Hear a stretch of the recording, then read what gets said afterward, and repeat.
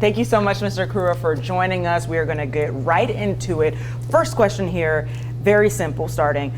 What is it that would make you a great mayor? Well, Kyra, thank you for offering this opportunity. Please call me Mark as opposed to Mr. Kruea. What would make me a great mayor? I like Myrtle Beach a lot. I've chosen to live here. I've spent the last 26 years representing the city of Myrtle Beach locally and nationally. I understand the city very well, including its history. I'm well known in all the neighborhoods. I think the business community knows me very well. I know all the players in the area. I've represented the city for a long time, so I'm familiar with the budget process. I've seen the good, the bad, and the ugly with the city of Myrtle Beach.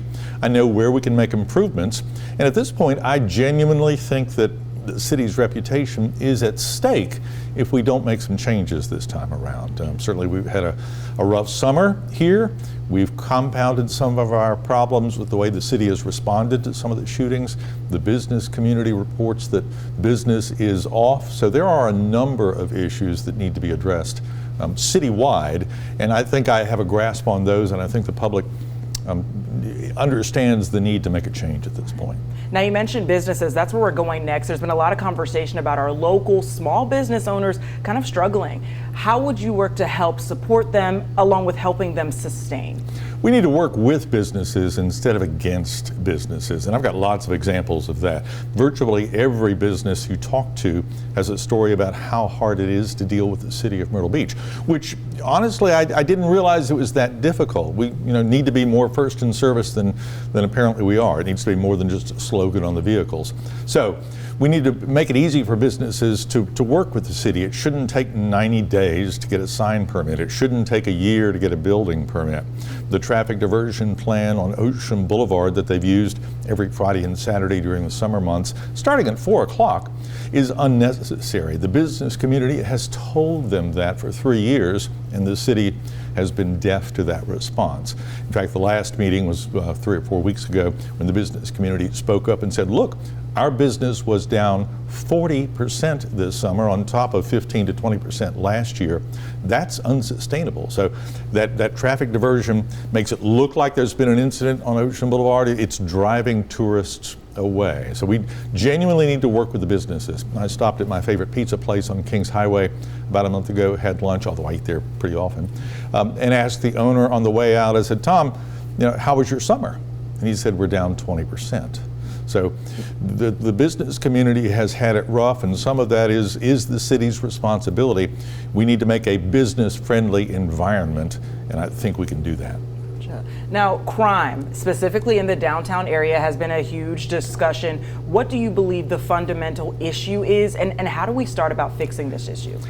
Things have changed a lot since when I came to the beach in the 1960s and 70s with my family on vacation.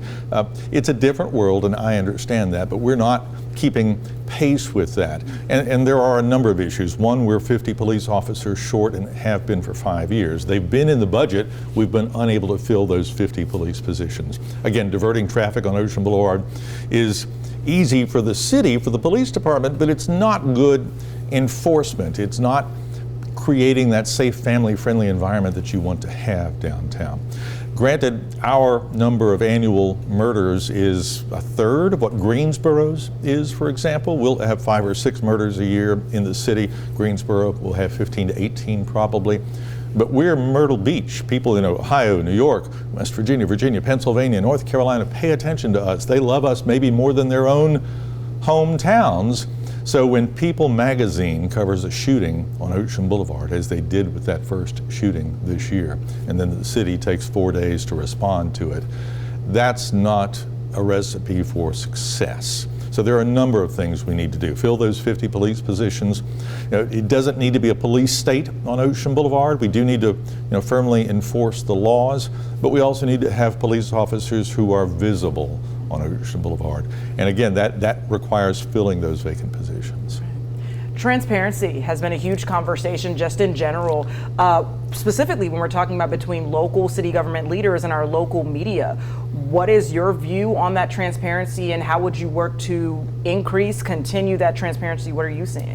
Well, that was my job for 26 years for the city of Myrtle Beach as the public information director, was making sure that the city's actions were clear, that the decisions were transparent, that the documents were available. And I'm not there anymore at this point, so I've got issues with the way the city is conducting business. For example, the contract to build the expensive theater on Main Street is not a public document. The city is now taking until the last possible day to respond to an FOIA request. In the past, I would get an FOIA request out as soon as possible, which if you could do it the same day, great. If it took a day or two, great, but don't wait for the full 10 or 20 days before you send the response out, and that's what the city's doing. So transparency is like show and tell in kindergarten. You've got to show your actions so that the city residents and the businesses and the visitors have trust in what you're doing. If you're being secretive or hiding things, even without thinking about the consequences, you're not illustrating to the public that you're a safe and trustworthy government. Now, you touched on this next question a bit, but I'm going to ask it still in full. During the debate, that conversation about the traffic shoot in that area near Ocean Boulevard, Yes. where traffic is kind of a mess out there, especially during those big events. What is your response to that? How do we go about fixing that issue when it comes to residents and visitors? We need to do a better job of policing the boulevard rather than just closing our eyes to it and saying, oh, we're not going to let any traffic go through from 9th Avenue North to 12th Avenue North. The businesses recognize that that's not a solution. If you go down there and look, there are no people walking up and down Ocean Boulevard. Ocean Boulevard is our front door. It's our living room, if you will. And if by diverting traffic you exclude people from your living room, what kind of message are you sending to the visiting public? And then plus you also create a mess on Kings Highway by diverting the traffic up to Kings Highway. So we need the extra police. We need to do a better job of just being out there enforcing the laws in a firm but friendly way so that the public is comfortable when they see police officers that yes, we're protected. But just sending the traffic off because it's easier for the city is not a solution. Now, some here would say there might be a love-hate relationship with tourism in Myrtle Beach. How do you go about balancing the basic needs of living for those who are living here while also understanding that this is a tourism location? This is our economic generator. It is. And Myrtle Beach is not a normal town. We've always been a tourism destination since the early 1900s. We're a very young town, too. And I've said for decades that the toughest job City Council has is balancing the needs of the residents and the business community. We've got 10,000 businesses in Myrtle Beach, and they're in many cases, slam up against a residential neighborhood, so we need to protect the residences from encroachment, but by the same token, we also need to allow the business community to thrive. So that really is the hardest job for the community. And I think people understand that we are lucky to have as many things to do and see and enjoy and eat and drink and party because we're a tourism destination. If we were a normal town of 40,000 people, you wouldn't have all of the many things that attract people to Myrtle Beach. In your opinion, would you say Myrtle Beach has an image problem? What would you say to someone that says Myrtle Beach has an image problem? I've been saying that myself, in fact. For the last 6 or 7 months, I've been saying our reputation is at stake if we don't get a handle on things, if we don't begin to steer in the right direction. We do have an image problem, unfortunately. And again, images, perceptions are things that occur whether or not they're fact-based. Some of ours certainly are fact-based. We've had 3 significant shootings on Ocean Boulevard that have garnered national attention. You can't guarantee that that won't happen, but you can at least respond in the proper way to those incidents so that you don't compound the problem. So we do have a reputational issue, and from the residents' point of view, we've spent time, money, and effort, too much time, money, and effort on 10 blocks downtown, and as a result we've ignored the rest of the city. We've ignored the residents, the neighborhoods, the business community, and the visitor experience east of Kings Highway. So if you ask your relatives or friends who live in other parts of the country, or you're traveling and you say, oh, I'm from Myrtle Beach, you're likely to get an earful, and that's not good. We need to turn that reputation around pronto. Gotcha. Now, looking at other areas, Conway, North Myrtle Beach using the power of annexation to grow their tax base along with their population. Do you think that's a route that Myrtle Beach should be taking? South Carolina has very difficult rules for annexation. Annexation in South Carolina is in the property owner's hands, so we're very limited. The property owner has to accept the annexation in South Carolina or even petition for it in most cases. In other states, North Carolina, if you become urbanized and you're next to the city can reach out and say, here, over the next 2 years, we're going to provide fire, police, water, solid waste collection, those sorts of things. Here's your tax bill. Welcome to the city. That doesn't work in South Carolina. So we're very limited in terms of annexation. No, we're not going to extend into Carolina Forest. North Myrtle Beach and Myrtle Beach already touch over in Grand Dunes. So the opportunities for annexation are limited.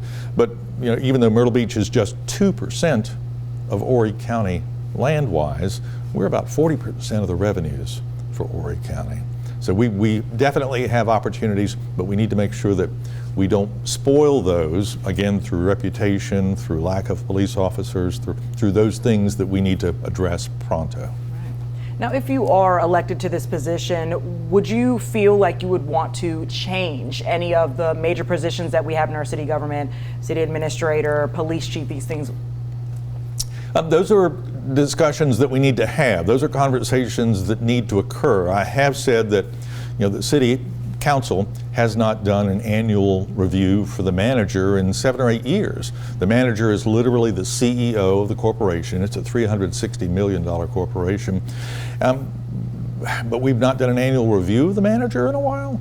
That's something that City Council needs to do. City Council also needs to be involved in the budget process earlier. But it takes 4 votes to approve an ordinance, to hire and fire a manager, those sorts of things. City Council does not hire the police chief. The manager has that responsibility. City Council actually only hires 6 people. The rest of the 1,100 staff members all work for the city manager. So the mayor is the chairman of the board. The council is the board of directors, so the council and the mayor set policy, they approve the budget, they hire and fire the manager and hold the manager's feet to the fire, and I don't know that council has been doing those things terribly well of late. Redirecting, talking about our youth here in Myrtle Beach, where there's a lot of youth looking for local opportunities and some just aren't finding them, yes, and so they're leaving. How would you work to create more opportunities for youth, connect with them more so maybe they are staying here and building a family after? We have great opportunities to connect with the local youth, and we're taking advantage of some of them. We're not necessarily supporting all of them. In fact, I had a meeting last night with one of the groups downtown. It was a Ground Zero group that serves 75 to 150 youngsters on a regular basis. I'm on the board of directors for the Market Common YMCA Advisory Board. The YMCA recently has taken supervision over the Boys and Girls Club, which does a great job downtown. Our recreation programs, the city's recreation programs, do an excellent job with youth. But it's something that we need to be conscious of and work toward. It doesn't need to be, oh yeah, by the way, we did that. We actively need to work with those groups that serve our youth, and the city itself needs to actively look for ways to engage the youth, to help them accomplish the things that they need to do as young people, and also perhaps to give them a reason to stick around Myrtle Beach when they graduate. Gotcha. There's been a lot of development over in the Arts and Innovation District. What do you think about the plans that are going on that way? Would you change anything? Do you think we need to go in a different direction? Well, there's a long answer to that question. And I don't make an issue of this, but I was the person back in 2017 who sent the email to council saying, we need a new downtown master plan. Most of the old downtown master plan had been accomplished. They were trying to piecemeal one together. So I recognized the need back then before the current mayor was on board. However, I think we've gone too far at this point. We've spent $118 million, literally a third of the city's long-term debt on those 10 blocks downtown, and don't have a whole lot to show for it. In 6 years, 7 years, we don't have a big private sector partner going on down there. We're building roads. Granted, much of the infrastructure needed to be replaced, the water, the sewer, those sorts of things, but it's ridiculously expensive to do that for those 10 blocks without a private sector partner. To spend $30 million on a 300-seat theater, to spend $32 million 5 years ago on 2 blocks just south of the pavilion site and then let them still sit there and be unattractive for the community. So again, we focus too much time, money, and effort on those 10 blocks and have ignored the rest of the city. What could we have done with the rest of the city with just a half of that $118 million to improve our reputation, to improve our business community and our visitorship? Now, there's been some criticism between the relationship between city government and Chamber of Commerce. Is that a sentiment that you share, and is that something that you would like to change, that relationship, the closeness? That's a conversation that we need to have, certainly. I've met with the new Chamber CEO, Matt Pavarnik, on a couple of occasions. I believe Matt understands that the tourism development fee money really is the city's money, and that we need to go to Columbia pronto, quickly, and have a conversation about that, because if we don't, the property tax credit will be cut next year. In the current budget, City Council used all of its 20% for the property tax credit and had to add an extra $1.2 million just to keep the credit the same. That's not fiscally responsible. I would also argue probably that the Chamber can't successfully spend $40 million on advertising. If you look at the Chamber's transparency and accountability reports, you'll see that they've bought food at fast food places, they've eaten at cheesecake factories, they've done things with that money that I don't know was intended necessarily with that money. So I think we need to narrow the focus. We need to redistribute that money so that it's not 80-20. That's a conversation to be had. Is it 60-40? Is it 50-50? Or do you say, Mr. Chamber of Commerce, here's $25 million, the city gets to keep the rest of it? But if we go hand in hand to Columbia with a plan, which we need to do in the first quarter of next year, I think we'll get good results out of that. And this is the last question here. What do you think is the city's biggest failure, in your opinion? How do we change course from that failure? Oh, goodness. We've not been listening. We haven't been having those conversations generally. I've enjoyed the debate process. I've enjoyed meeting with the neighborhood groups that we talk to. A neighborhood group will ask an hour and 15 minutes worth of questions because they're curious about what we're doing. That they've got an hour and 15 minutes worth of questions would indicate that the city is not having those conversations. So we need to seek input.